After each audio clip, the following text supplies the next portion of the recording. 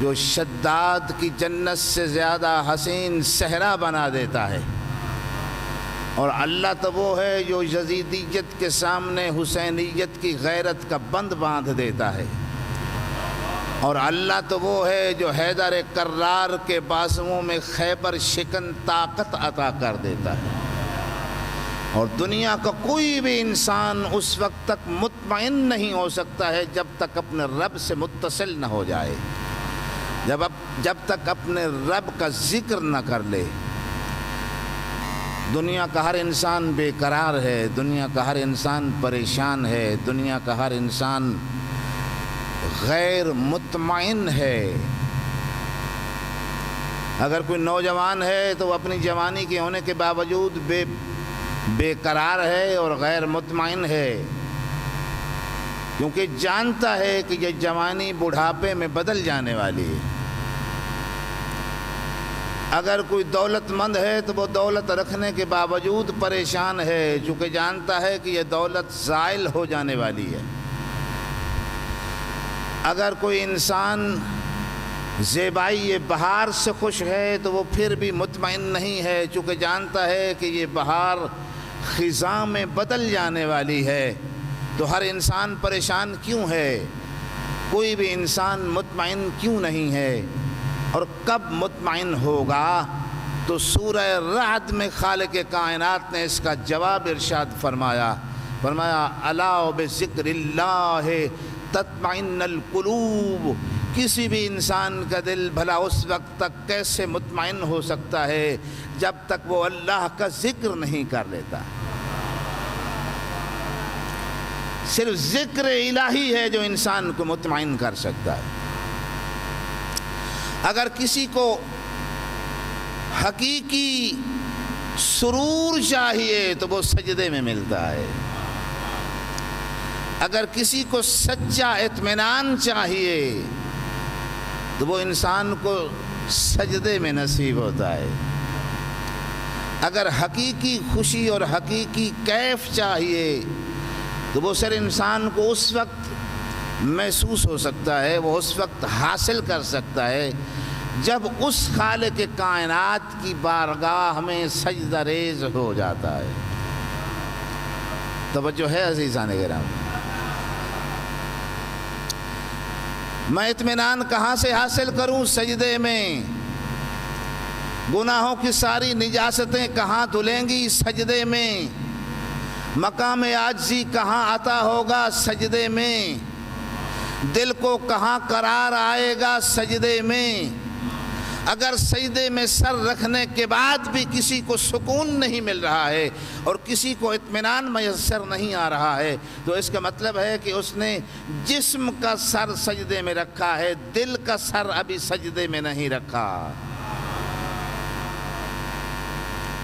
اور جب انسان اپنے دل کا سر خالق کائنات کی بارگاہ میں جھکا دیتا ہے تو اس وقت اسے سچا اطمینان نصیب ہوتا ہے، حقیقی سکون میسر آتا ہے۔ چونکہ انسان بنیادی طور پر دوام طلب ہے، ہمیشگی چاہتا ہے۔ وہ چاہتا ہے میں ہمیشہ زندہ رہ جاؤں، وہ چاہتا ہے کہ میں فنا نہ ہو جاؤں، وہ چاہتا ہے کہ مجھے موت نہ آ جائے، وہ چاہتا ہے کہ میں عدم کی وادیوں میں نہ اتر جاؤں۔ تو کوئی بھی انسان اس وقت تک دوام حاصل نہیں کر سکتا جب تک ذات لم یزل و لا یزال سے متصل نہیں ہو جاتا ہے، اور جب تک ذات حی و قیوم سے متصل نہیں ہو جاتا ہے۔ تو عرض کر رہا تھا کہ سبھی بے قرار، سبھی پریشان، سبھی غیر مطمئن، لیکن اس کے باوجود اسی دنیا میں کچھ ہستیاں ایسی ہیں جو ہر حال میں مطمئن ہیں، جو ہر حال میں پرسکون ہیں، جنہیں کوئی حزن نہیں ہے، جنہیں کوئی ملال نہیں ہے، جنہیں کوئی غم نہیں ہے۔ کچھ بھی نہ ہو پاس تو بھی غم نہیں ہے، کچھ مل جائے تو خوشی بھی نہیں ہے۔ آپ کی توجہ، آپ کی سماعتیں میری طرف ہونی چاہیے۔ کچھ ہستیاں ایسی ہیں کہ اگر سب کچھ ان سے چھن جائے پھر بھی کوئی ملال نہیں ہے، کوئی غم نہیں ہے، کوئی دکھ نہیں ہے۔ اس کی وجہ یہ ہے کہ وہ ہستیاں انہوں نے اپنی ذات کو متصل کر لیا ہے خالق کائنات سے۔ تو جس طرح خود وہ ذات اقدس الہی لم یزل اور لا یزال ہے، اس نے ان ہستیوں کو بھی دوام عطا کیا ہے، ان ہستیوں کو بھی ہمیشگی عطا کی ہے۔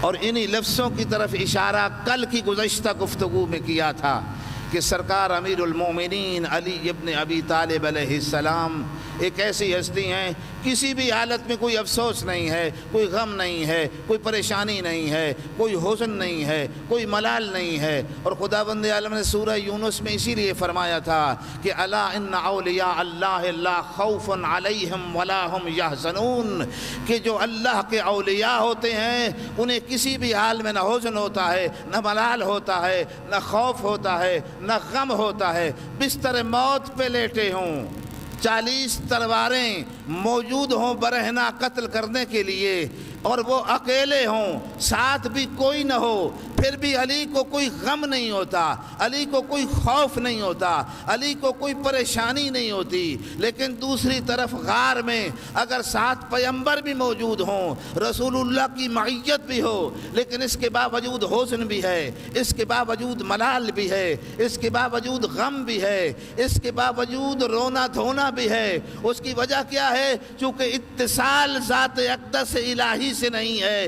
جس کا اتصال ذات اقدس الہی سے ہے وہ بستر موت پر آرام کر رہا ہے، مگر اطمینان سے سویا ہوا ہے۔